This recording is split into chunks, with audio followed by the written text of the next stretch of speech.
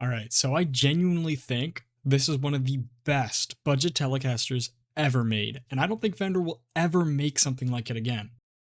This is my 2017 Classic 5 Custom 60s Telecaster in a 3-tone sunburst. And today I want to explain why these guitars are so good, why they're an insane value used, and why this is probably the exact reason Fender does not sell it anymore. So what makes this guitar special? I mean, when people hear budget guitar, they expect compromises, cheap wood, cheap feel, something that you'll likely want to replace later on as you progress in your playing. That's not what this is. This guitar has an alder body, maple neck, and a real rosewood fretboard. These are very traditional Telecaster specs, and it absolutely shows. It resonates well acoustically, the neck feels great in the hand, and it just feels solid and well made. And on top of that, this is a double bound custom Telecaster in sunburst, which is such a classic look. Fender does still make a double bound sunburst style Telecaster today in the same Squire lineup, but they're coming from different factories with different materials and specs, and in my experience, they're simply not at the same level as these older ones. So these guitars are made in the CGS era of Classic 5. So when people talk about these guitars being special, they're specifically bringing up that CGS era, and I want to be clear about what that actually means.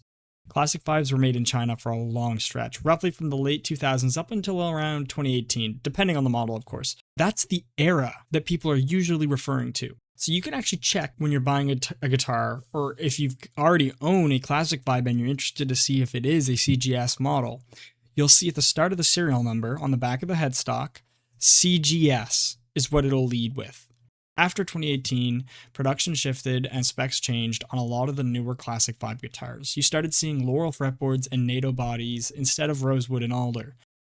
Now, Laurel and NATO aren't necessarily bad woods. They're totally usable, but they're just not at the same level as alder and rosewood if you care about traditional feel and tone. I've owned one of these newer Classic 5s, and it wasn't a bad guitar at all. It just wasn't at the same level as this in terms of feel, finish, and overall consistency. So another huge reason that these guitars are so well regarded is the pickups they come with from the factory. So there's a long running rumor that the Classic 5 pickups from this era are connected to the Tone Rider production line or design.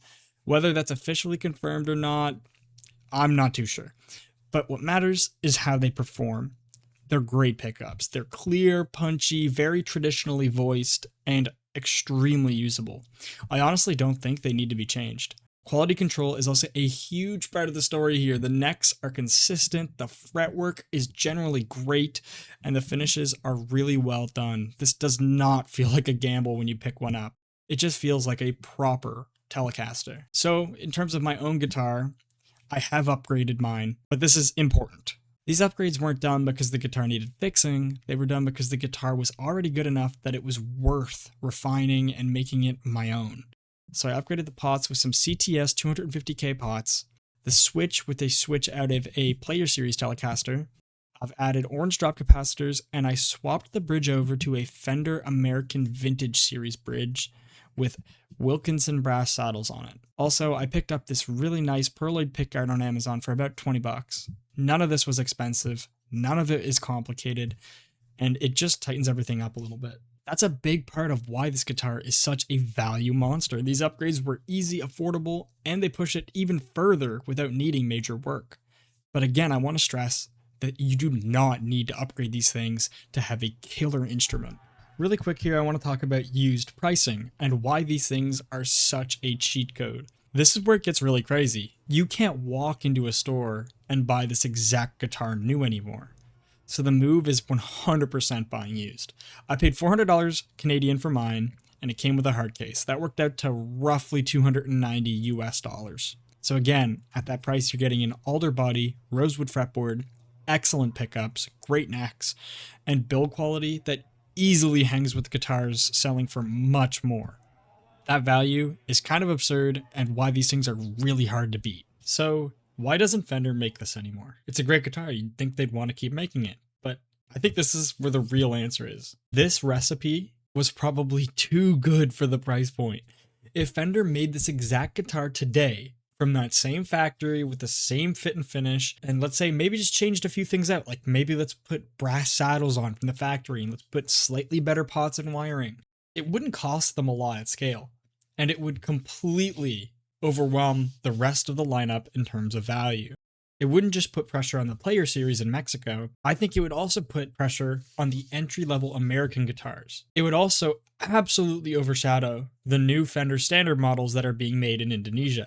Those guitars aren't bad, but next to something like this at a similar price, man, they'd be a tough sell. And that's exactly why this exact guitar no longer exists in Fender's lineup. And if the custom 60s isn't your thing, the Classic Vibe lineup still had other options. You could go for a Classic Vibe 50s Telecaster if you wanted something a little bit more traditional. You can get it in Butterscotch Blonde, along with a few other finishes depending on the year. They'll have the same general quality, same great necks, just a different look. And to be clear, this is not the only CGS era Classic Vibe I own. I also have a 2013 Classic Vibe Strat in Candy Apple Red with a rosewood fretboard. I haven't upgraded anything on that guitar. I did a basic setup, polished the frets with some fret erasers, I put on some nice strings, and I just play it because it works. I picked that guitar up for 200 Canadian, which is about 146 US. And that's honestly ridiculous for the quality you're getting. Now at the time, I had owned a Player Series Buttercream Stratocaster. It was honestly not a bad guitar, but considering how awesome that Classic Vibe was for $200, I ended up selling the Player Series. I just wasn't using it. Now, that's really the point of this whole video. These guitars weren't just good for the money, they were way too good for the money. If you're willing to buy them used, do a basic setup, a couple of easy upgrades, these CGS era Classic Vibes are one of the best values in electric guitars, period. If you see one at a good price, snag it. You're not going to regret it. Anyway, thank you for watching, and I'll see you guys in the next one.